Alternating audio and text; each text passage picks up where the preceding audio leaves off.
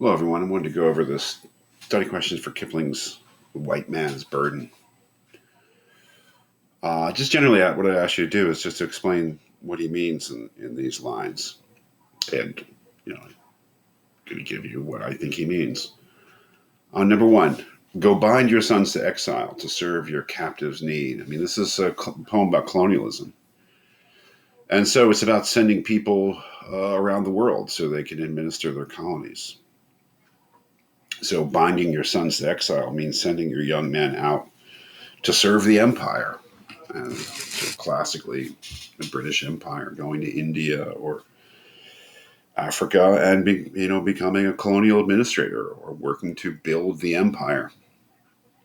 So bind your sons to exile means that, sending people out all over the world to serve your captives' need. This is the ideological idea here, Kipling's. The captive is the person whose country has been captured in India or Asia, or India's in Asia, India or Africa or other places around the world. But the ideological part is to serve their need. Remember, Kipling sees colonialism as a beneficial to the conquered.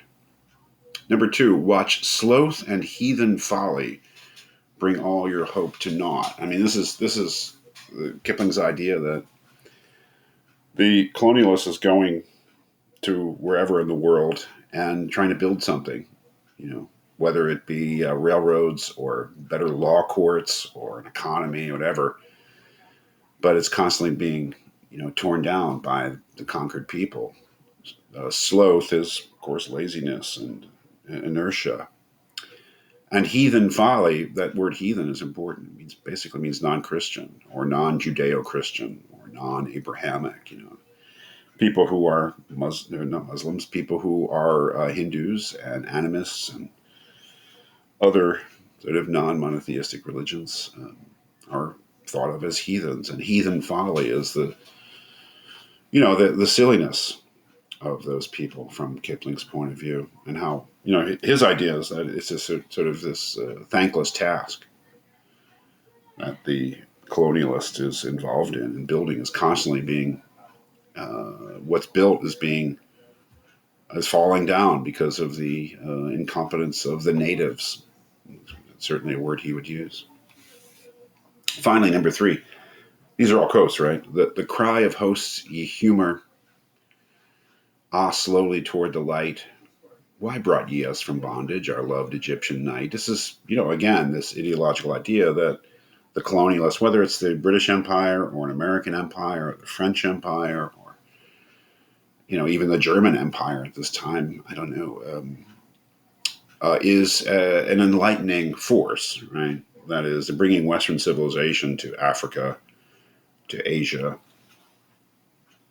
is, from Kipling's point of view, a beneficial thing. So the host ye humor is the people there, right? And humoring them is cajoling them, toward the light, toward enlightenment, and their response, right? So that's what's in quotes here. Why brought ye us from bondage, our loved Egyptian knights? A reference to the Israelites in bondage in Egypt, and how, wandering in the desert, they had some complaints from Moses. One of which was, it was nicer in Egypt. We weren't, we were living in bondage, but at least we were comfortable. The so-called the flesh pots of Egypt. Kipling is appropriating that idea here and saying that the conquered peoples, who in his mind are being bettered by being conquered, don't want to be bettered and have to be dragged or cajoled toward the light, which is basically towards enlightenment. So that's what I think these mean. I don't think I could be very far off in terms of the meaning, but ideologically, the poem is insupportable. There's no question about it in my mind. But I do think it's an important document of colonialism and of white European attitudes of the time. Maybe still exist, and certainly something to keep in mind for an appreciation of Du Bois's takedown of the whole thing, which is really amazing, I think. Makes reading this well worth it, however offensive it may be.